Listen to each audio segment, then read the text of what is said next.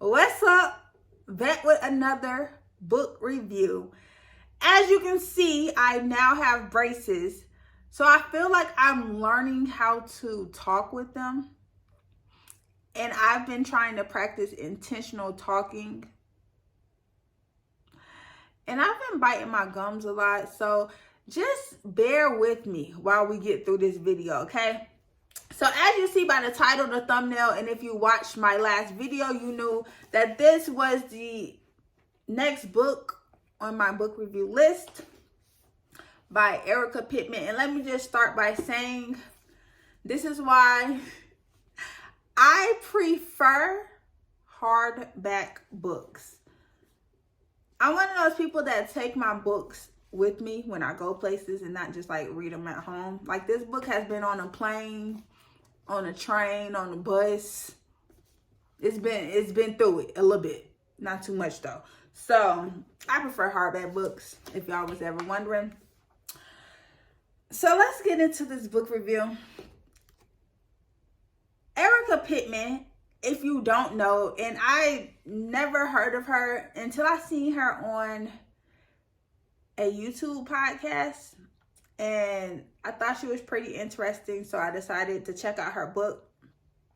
And not only that, it's called What Mommy Never Told You, A Woman's Guide to the Next Phase of Life. And I feel like, baby, I need a guide to my next phase in life. So that was really one of the main reasons I also got this book. So Ericka Pittman, she's like a branding / marketing mogul. She has worked for major companies including Combs Enterprises. And the story is about her growing up.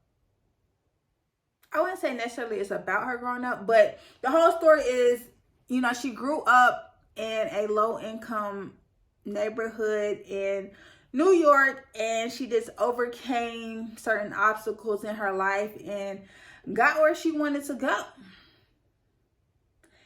And I would say that in this book, she addresses different subjects such as determining your own story in life, being consistent, persistent, let me see, because I got my notes right here, y'all. Don't worry. Embracing your femininity, dreaming big, and she has an acronym called Big Audacious Goals, like get to the bag kind of thing. So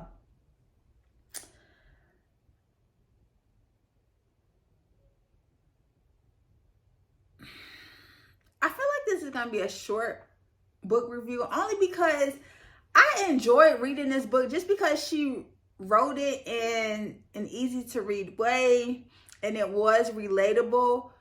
However, I don't really feel like it was anything drastic that I haven't heard before.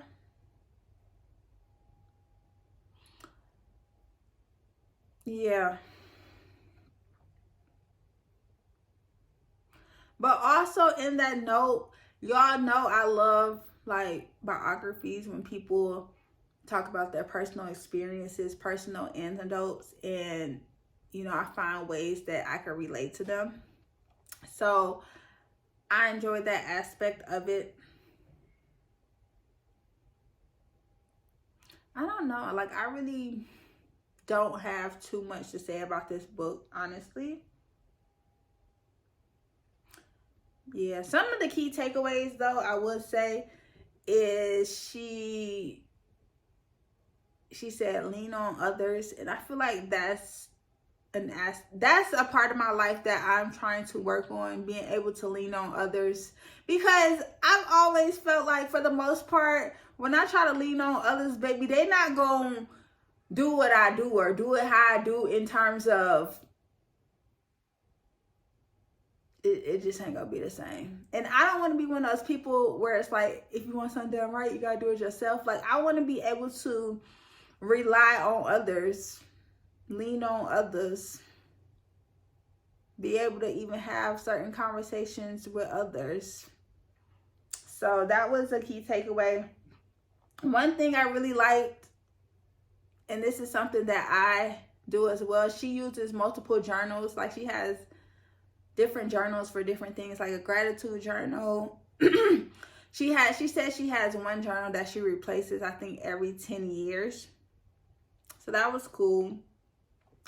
But let me tell y'all something. So she at one point pitched this book to people you pitch books to, and the person she pitched it to told her, I don't have a book to sell because, like, you don't have kids, you're not married, baby, what can I do with this book? And I feel like people who ain't married or people who don't got kids, me, we might have a little story. So don't doubt, don't count us out.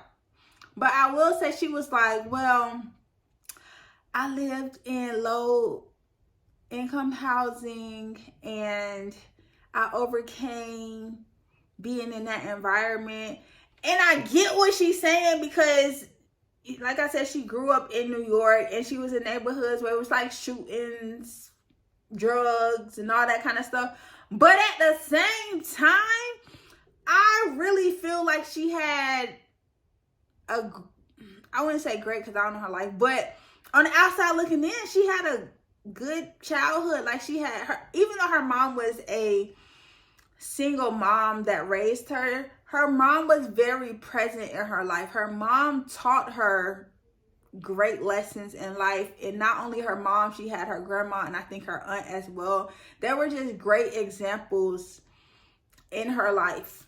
And like, you can be rich and live in the best neighborhood, but you may not have that upbringing or that support or that family that's gonna be like breathe life into you kind of thing. And I feel like she got that. But I get that you grew up in like a certain neighborhood, but baby, you grew up really all right. And then she was saying how, her childhood, her mother made sure they traveled. She went to Disney World like 4 times. She took tap dances, tennis classes. So the aspect of you saying, oh yeah, my neighborhood, but it was also like you had a great foundation, in my opinion. So another thing with this great foundation that she had, I feel like that helped her to know that she could do anything she wanted. And at a young age, she knew what she wanted to do. She knew that she wanted to go into branding and marketing. And even when she was in college, like she would take night classes and got like a job in the marketing field. And kudos to you. Shout out to you, because most people don't think that way. And I will also say shout out to you because you knew what you wanted to do. You knew what you wanted to do from a young age. And a lot of people, including myself, are just out here just, what am I meant to do in this world? What should I be doing? I feel like if I was clear and defined on what I wanted to do, what my purpose was, baby, you couldn't tell me nothing. But I'm still trying to figure that out. So shout out to the people who know from a young age. I've said this before, that they know what they want to do. And just another couple of takeaways, she physically write down your goals. Like I said, some of this stuff is just, it's not anything I haven't heard before or anything that was just so shocking. So I feel like that's why I gave this book 4 stars. Because it wasn't really anything memorable from this book, in my opinion.